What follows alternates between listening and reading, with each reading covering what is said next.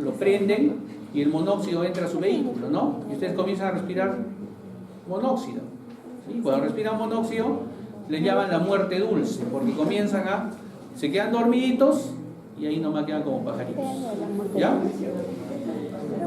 Entonces ese es el monóxido, ¿sí? Entonces el monóxido, a ver, jóvenes, el monóxido desplaza la hemoglobina, desplaza el oxígeno de la hemoglobina, lo desplaza totalmente. ¿Ven? Se va con el monóxido, se va con el...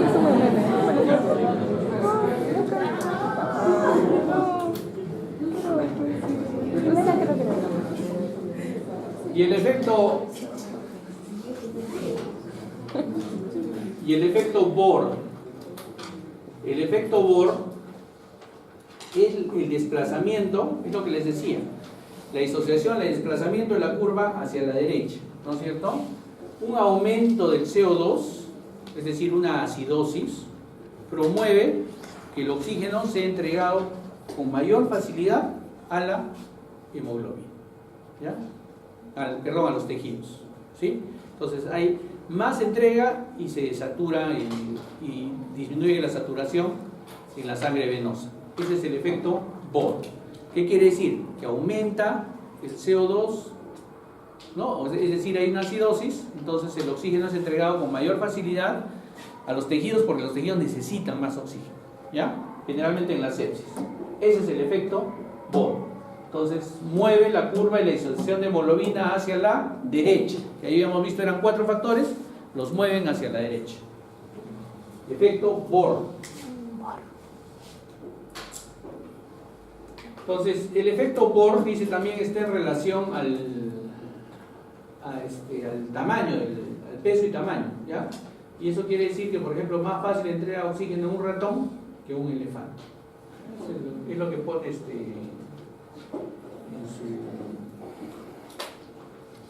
en su libro.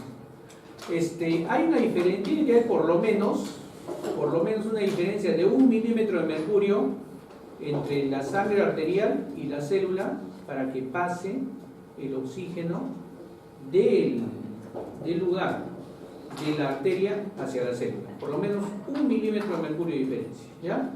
1 milímetro. Si no hay ese milímetro de mercurio, no va a pasar. Ah, claro, y que la membrana alveolo capilar no sea más de 0,5 metros, ¿no? Si no, no va a pasar. Entonces, más o menos era eso pegado a la hemoglobina. El transporte libre, como les digo, más o menos transporta 0.3 mililitros por cada 100 mililitros. En la sangre venosa transporta 0.12 mililitros por cada 100 mililitros, ¿sí?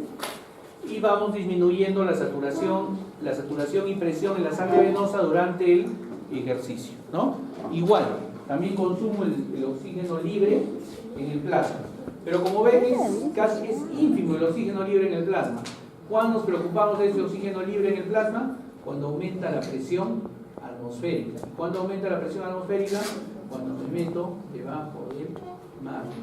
Entonces, hay medicina de altura y hay medicina de profundidad, ¿ya? Son los, los buzos, todo eso tiene que ser antes sometido a test por el fisiólogo, ¿no? Que va a permitir que ese paciente entre o no entre a bucear, ¿no?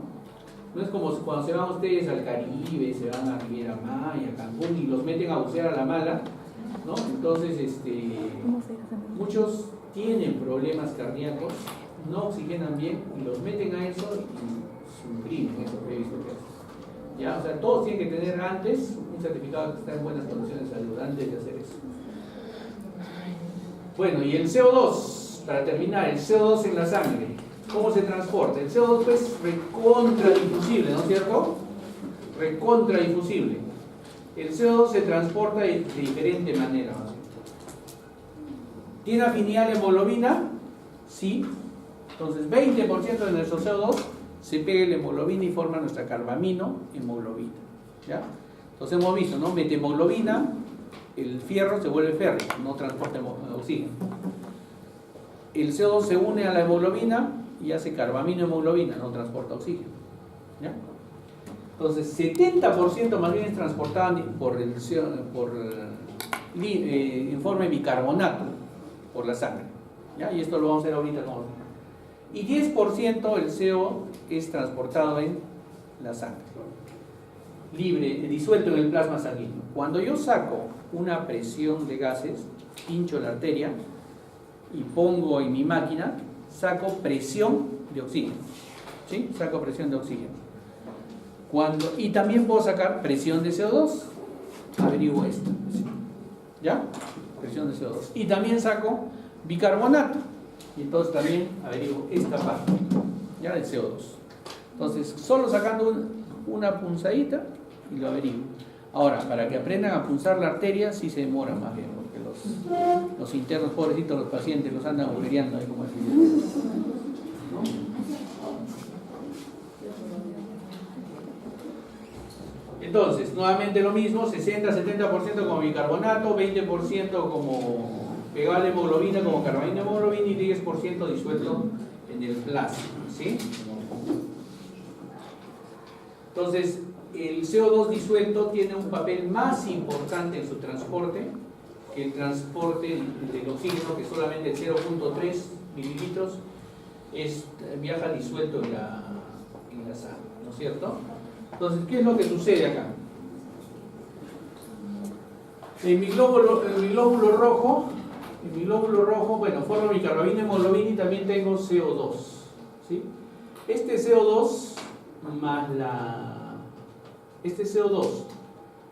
cuando se une al agua, debido a la anhidrasa carbónica, forma ácido carbónico. Y este ácido carbónico se rompe en ion bicarbonato y ion hidrogenio, y ambos están en el plasma libres. ¿Ya?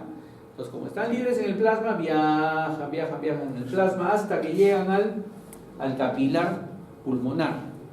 Y en el capilar pulmonar, el CO2 por la anhidrasa carbónica, el bicarbonato, se junta al hidrogenio, forman ácido carbónico, y este ácido carbónico se vuelve a romper en CO2 y agua.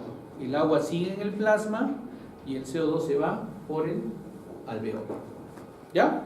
Entonces necesitamos la anhidrasa carbónica para que suceda esto. ¿Dónde hay anhidrasa carbónica?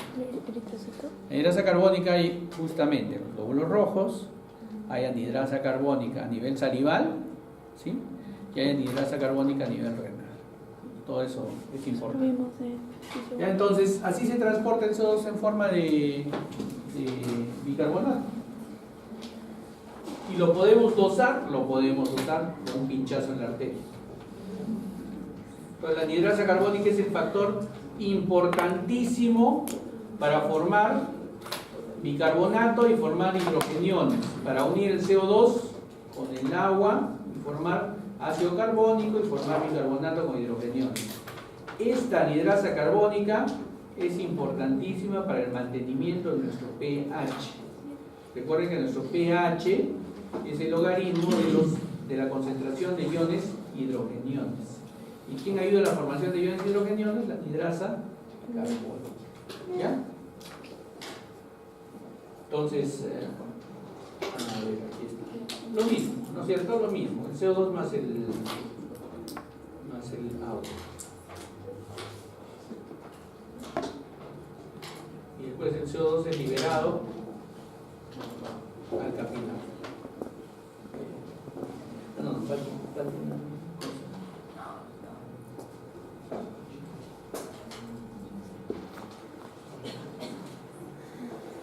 Camila, cambia, El efecto Aldana. Así como teníamos el efecto Bohr. ¿Qué era el efecto Bohr? Que cuando aumentaba el CO2, es decir, cuando había acidosis, entregaba más oxígeno a los tejidos, ¿no es cierto? El efecto Aldana es el contrario, es el efecto, ¿no?, que cuando aumenta el oxígeno, no hay menos afinidad por CO2, es lo contrario. ¿Ya? Entonces tenemos efecto Bohr y efecto Aldana. Uno tiene que ver con la entrega de oxígeno y otro es al revés, ¿no es cierto? Con la entrega, con lo del CO2, ¿no es cierto? Con que se retiene CO2, cuando hay más saturación de oxígeno. Bien, jóvenes, hemos terminado la clase. Dígame. ¿A qué hora termina la clase? 11:20, ¿no? Ha terminado temprano. Bueno, muy terminado. Se le hago amiguitos. Lo siento por los comentarios random.